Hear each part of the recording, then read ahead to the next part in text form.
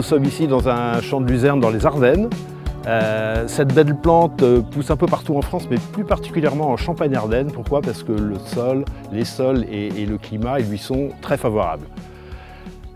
Cette belle plante, elle est destinée à nourrir les animaux d'élevage, les vaches laitières, les moutons, les chevaux bien sûr aussi, et les chèvres, etc.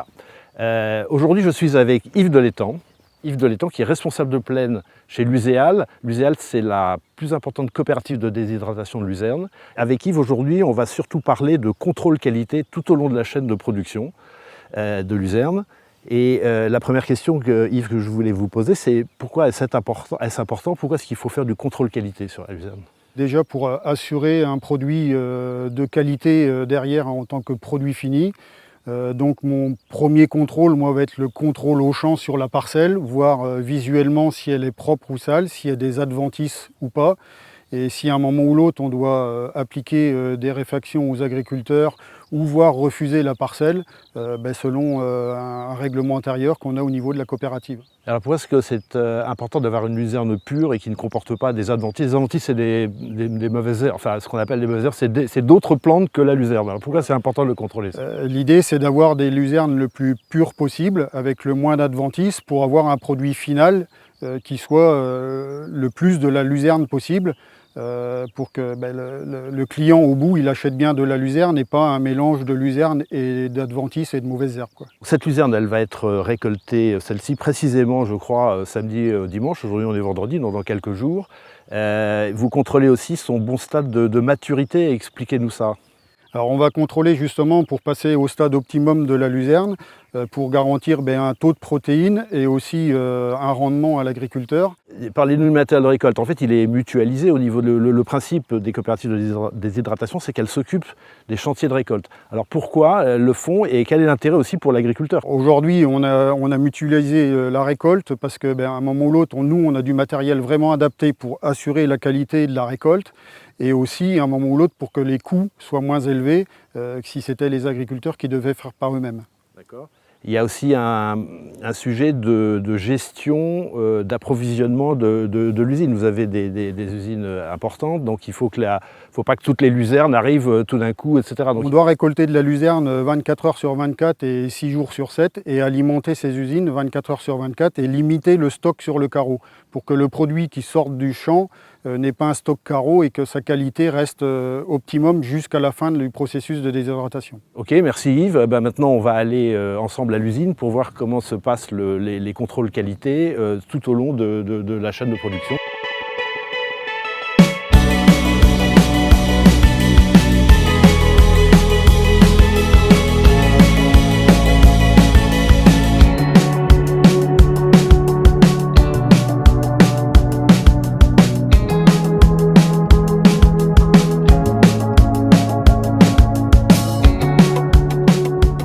On est ici sur le carreau de l'usine qui est l'endroit où on réceptionne la luzerne qui vient d'être fauchée. Donc celle-ci est arrivée d'un champ qui a été fauché il y a même pas une heure peut-être.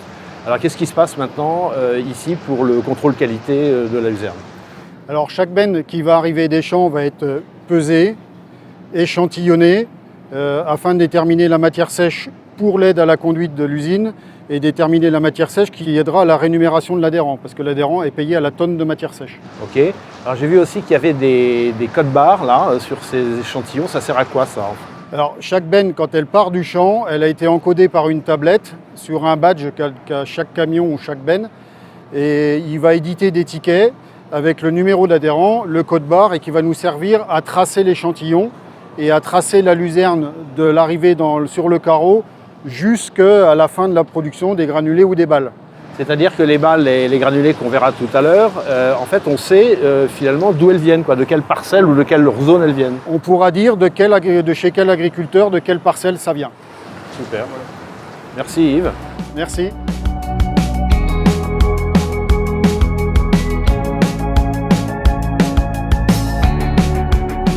Alors changement de décor mais aussi changement de Yves, puisque je suis maintenant avec Yves Ancelin. Yves est directeur d'usine et en même temps responsable qualité de la coopérative Luséal. Alors Yves, merci d'être là et pouvez-vous nous expliquer schématiquement comment fonctionne le process luzerne déshydratée?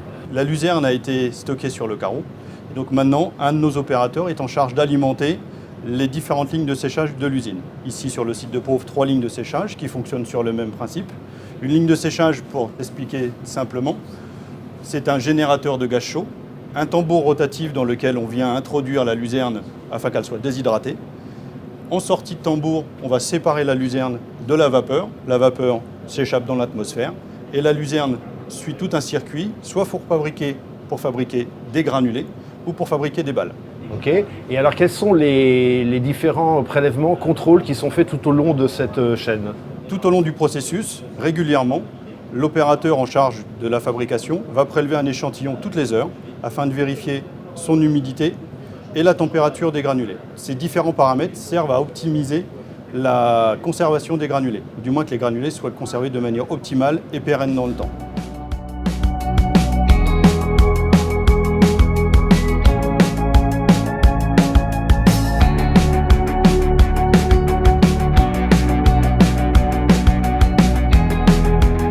Alors là, on est pratiquement en bout de chaîne dans l'atelier balle. Alors qu'est-ce qui se passe? Est-ce que vous pouvez nous décrire l'atelier balle? En sortie de presse, chaque balle est pesée. On vérifie son humidité, sa couleur, pour être sûr que c'est conforme à tous nos cahiers des charges, clients.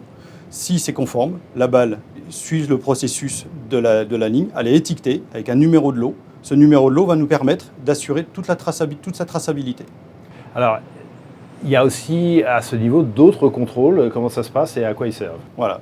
Effectivement, nos cahiers des charges sont complétés par d'autres paramètres, par exemple un taux de fine qui va être réalisé grâce à un prélèvement au sein de la balle sur lequel on va vérifier le taux de fine de la balle et qu'il est conforme à notre cahier des charges. En plus de tous ces prélèvements et qui sont faits au fil de l'eau, on va dire, il y a d'autres prélèvements qui vont aller au laboratoire, c'est bien ça? Tout à fait. Tout au long de la production, pendant nos périodes de nos 8 heures de production sur notre lot de fabrication, on prélève régulièrement des échantillons qui vont constituer un échantillon moyen, qui vont être analysés au niveau du laboratoire pour faire d'autres contrôles, comme une humidité, la protéine ou la cellulose, suivant le produit que l'on veut, qui est contrôlé à ce moment-là. Alors là, on est dans un des nombreux halls de stockage de ces fameuses balles, mais on voit des espèces de machins orange, là, ça sert à quoi? C'est quoi ça? C'est donc tout simplement une sonde de température. Une sonde de température Wi-Fi, avec un système de report sur nos téléphones portables, que l'on insère à peu près une fois toutes les 100 tonnes dans le stockage afin d'assurer notre protection contre l'incendie.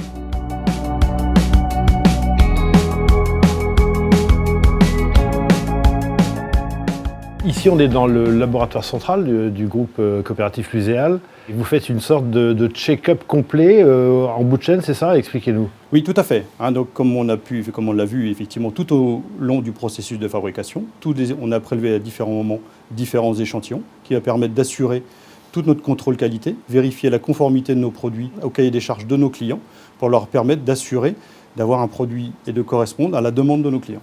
Alors merci Yves pour ces explications très claires et on comprend maintenant que la luzerne déshydratée garantit un produit de qualité à ses clients grâce à tous ces contrôles. Merci encore de votre contribution. Merci beaucoup. Voilà, ce reportage est terminé, j'espère que vous l'avez apprécié et je vous donne rendez-vous pour de prochains épisodes sur cette magnifique filière de luzerne déshydratée sur notre chaîne YouTube. À bientôt.